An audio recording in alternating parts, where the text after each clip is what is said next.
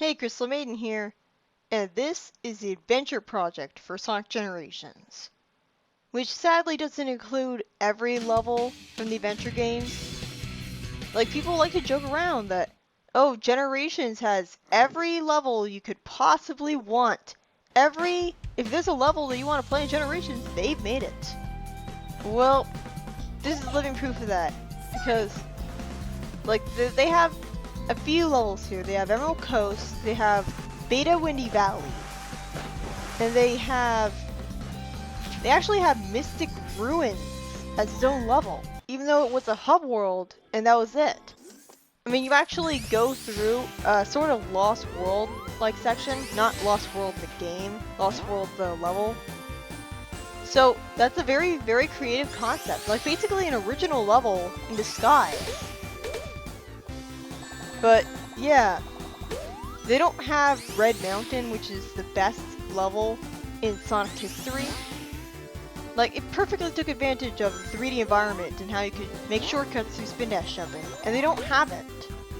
They just have Emerald Coast, which was already a level in Generations 3DS.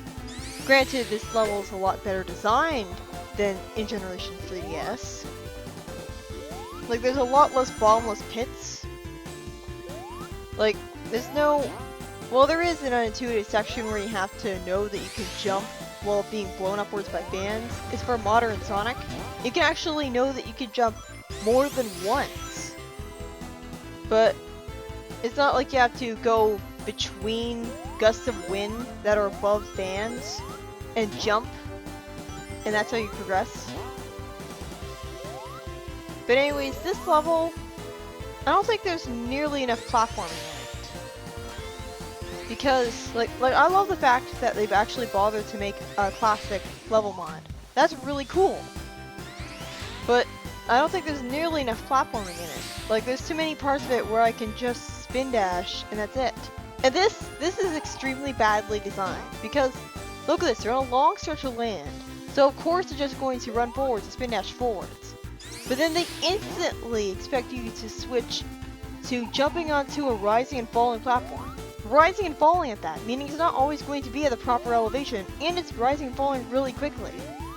So what are the chances that you're going to land on it on time, especially with your GIMP jump?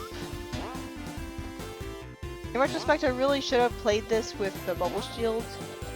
I really love the SA2 HD model for Classic Sonic. I actually would have preferred it if this was how Classic Sonic looked in Generations. Like, look, they even have the spin dash model from Sonic Adventure, where it's not just a blue ball, but also has his red and white shoes clearly there. What's weird about that is that the shoes are always in one position, even though the whole point of a spin dash is that you're spinning. And sure, he spins constantly after he lets go of the spin dash, but when he's revving it up, you'd think that he would still be spinning around in a circle, but remaining in place. But I guess that animation reveals otherwise. But yeah, see, this is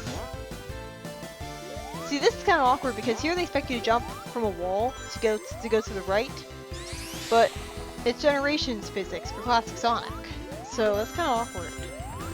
And last time I played this level, I fell off that falling platform. And the annoying thing about that falling platform is that when it falls, you have to go back quite a bit for it to respawn, which is why it sucks that you need to rely on it to progress to the goal ring. Also, it's really glaring how they didn't bother to make a mouth for this model, because it's very obvious on the victory screen.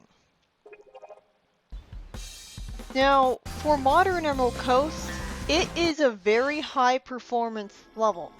It's very high performance on the computer, and you can tell because of the frame rate. Like right there. I couldn't record all of this. It constantly kept crashing over and over again.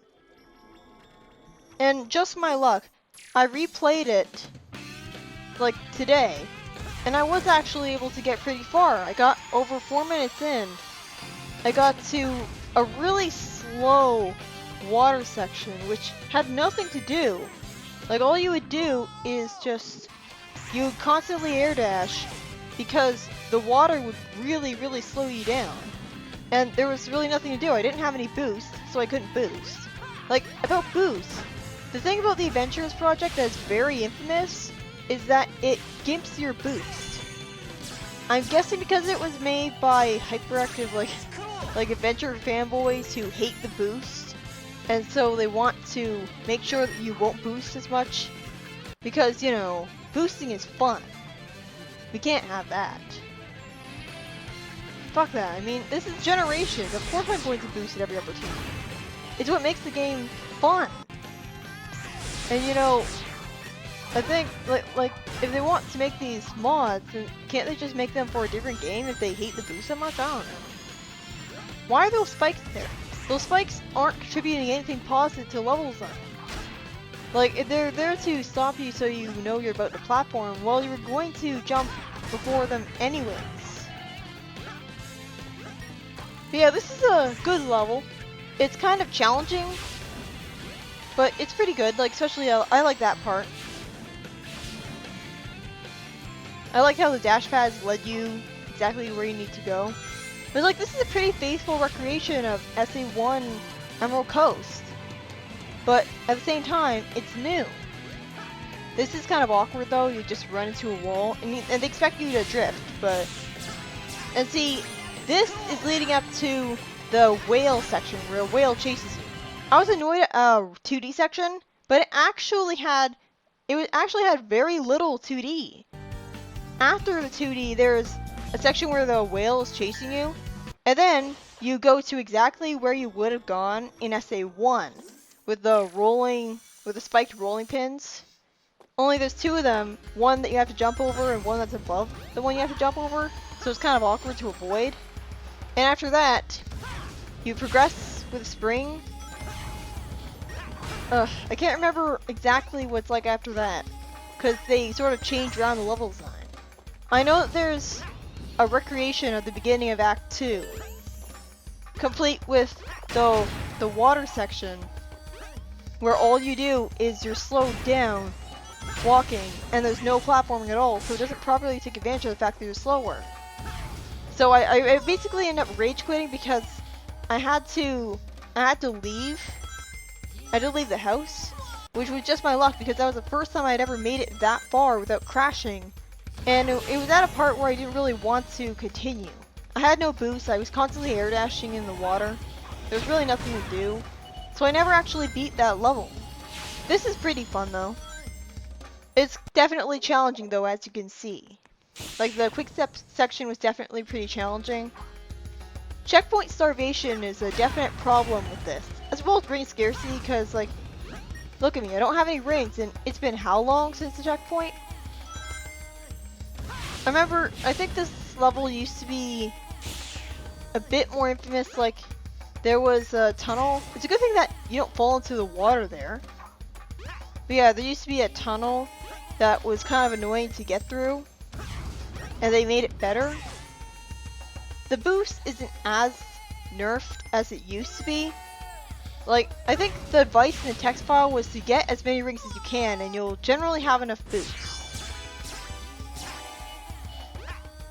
They said that you should also have the controller input hints on, because a lot of the reason that people were having trouble with these level mods was because they didn't have the controller button prompts on. So they didn't know when to quick step and when to drift ahead of time. Yeah, this is another fun level. In fact, I think this is the best designed level other than Pyramid Cave in this project. Because that's another thing, Pyramid Cave is also in this, which is weird because it's an SA2 level. And sadly, it's the only good SA2 level mod for Generations, which really sucks. Like, Skyrail is a perfect recreation, but I didn't really like Skyrail to begin with. Yeah, there's also sections where you'll boost off the edge to your death here. And it's kind of hard to tell that those grind rails are grind rails, because I guess they're dark and they blend in with the dark water right below them. So it's a good thing you can homing tack onto them. Look, this is the perfect example of how awkward it is controlling yourself when not boosting, because like whenever you're in a group of rings and you try to walk in a circle to get all of them, you end up having a hard time doing that. Yeah, this is basically Lost World. Like, this reminds me of the section leading up to the... Like, yeah, this is definitely the Lost World level. Unfortunately, they don't change the music to the Lost World. Even though you'd think that that'd be a perfect opportunity, because, like, Quartz Cryolite changed the music to Red Mountain. So, I don't know why they couldn't do that. Like, you're very clearly in Act 1 of Lost World here, just different because you have this cool spinning platform from Chun'an. And I'm not sure why there wasn't a boulder chasing you there, because that seemed like the perfect opportunity. And it was also weird how they're telling you to quickstep, even though there were no spikes to quickstep away from. Like, I think there were dash pads, but what's the point of running into dash pads when you have boots? It was kind of anxiety. It was kind of anxiety-inducing landing on that snake. At least it's not the rotating snake from the original version of the level. Never like it when I have to slide in this level. Well, I don't really like sliding in general. Yeah, this is pretty cool. I never really had that in the original level. That's dickish. I really don't see the point of having the little spikes there. But yeah, they recreated the Master Emerald altar. And a beautiful red sky. It's seeing that makes me kind of wish that there was a Adventure Games remake. Just because of how beautiful it would look with upgraded graphics and cutscene presentation. But on the other hand, they'd have to get a brand new voice cast, which would completely destroy the enjoyability of the cutscenes. Unless they were wise enough to keep the exact same voice clips and just have the improved presentation, and that was it. I'm not sure if they would be expected to pay the previous voice cast again, and thus they wouldn't do it though. That's really my only issue though. Like they could even have the boost as a bonus feature to prove that boost gameplay is better and can still work in adventure levels.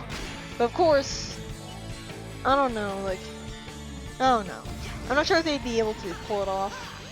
Like, they're too scared to make Sonic Adventure 3. Really think that they're going to bother trying to make even remakes of games they've made before?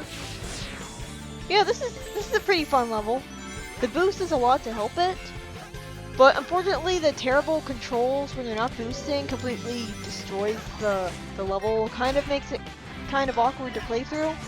And it's also the fact that you can easily boost off the edge to your death. In fact, I died multiple times when replaying this level. Like here, it's a long stretch of land, so of course you're going to be tempted to boost and thus die instead of home attacking the spring.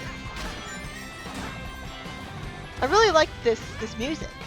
Like, it's got an Egyptian feeling to it, which works because it's Windy Valley. It's part of Angel Island.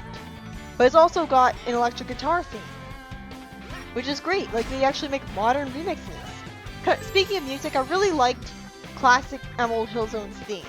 I don't think that was in Generation 3DS. I think they just had the original theme. In the Japanese script of Sonic Adventure 2, Tails says after Sonic is sent away, "This is the first time that Sonic has asked me to handle things for him." Now that line still sounds stupid, but at least can be interpreted to purely mean being the hero gets ignorant. It's not like Sonic never asked Tails to hand him the TV remote or something. Shadow says to Rouge before she steals 6 emeralds, "You're the federal government president's specialist agent, Rouge the Bat." So it's the same problem even in the Japanese version. Why would Gun release her name? How did Shadow know? Not to mention how overly wordy that was. Shadow calls her an imposter, rather than just saying a pathetic creature, and then Rouge calls him an imposter before showing him the newspaper of the Bio-Lizard. And Shadow says, "Even if my memories are fake, they're all I have." He doesn't say, "It's still me, Shadow." It was a completely different meaning in the Japanese version. Unfortunately, he still says when he beats Sonic, "I told you, I'm the ultimate." So it still sounds exactly as awkward in the original script. So that was pretty fun. Not entirely meant for Generations controls though. Like, it was weird. Like, they referenced the original Windy Valley with the long stretches of land you would boost through. And that was it. I don't think that was in the beta version. I think basically every time that I'm going to play Classic Sonic from now on, I'm going to play with this SA2 mod. Well, I say that, but I usually just play with Scourge anyways, so... Pyramid Cave is definitely the longest one. Like, it said 2 minutes as the best time, but the thing about Generations is that it uses the best time as...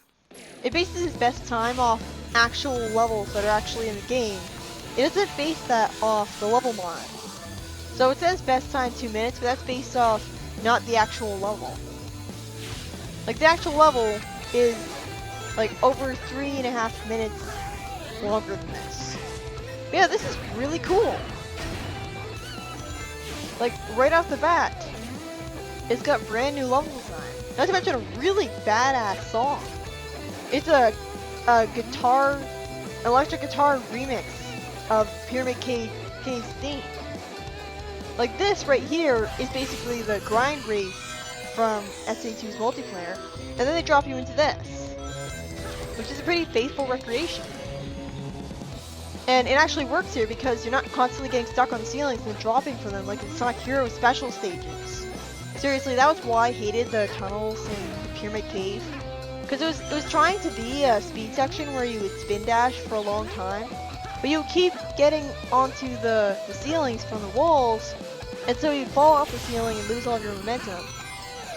Not to mention the fact that you were often under a time limit trying to race to avoid, like there's a door ahead of you that was constantly sinking, so if you didn't go fast enough, you wouldn't make it beneath that door. And one time there was a square hole that was right in front of that door, which is really dickish. Why was there a 2D section? Like why does the Adventure Project even have 2D sections at all? One, I mean, I'm pretty sure it's made by Adventure fans, and thus, why would they approve of 2D sections before putting them in? And two, again, I can't understand why they would make 2D sections like the fans. I can understand Sega doing it, but not, like, are they really... Yeah, this is definitely a lot better than the original level. There's no stupid hourglass, like in Sandopolis Zone. There's no stupid puzzle where you have to pick up a key and place it into a hole. Well, that was kind of awkward, because you just boost it into that wall there. There's no ghosts that grab onto you and hold you still. This is basically what the level should have been. In the Japanese script, the interaction between Amy and Tails on Prison Island makes more sense in SA2, but still doesn't explain how Amy got there. It just doesn't bring up the question. Tails asks, "Why'd you come to this island?" That's what I was gonna ask, Amy. Why'd you come to such a dangerous island? Save my beloved Sonic, of course. Instead of confusingly saying, "again," Tails just sighs, the Japanese version. And Amy's next line is much less stilted. "But we gotta hurry, Eggman's gang seems to be planning something." It's not a line begging for wood enactment. When Amy finds him in the cell, Sonic lies characteristically, "I got myself caught on purpose so that I could look for clues in my imposter."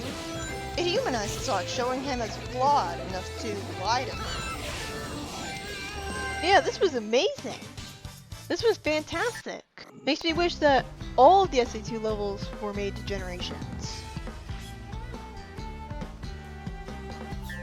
And I always like to check just in case. Yep, there's no classic level.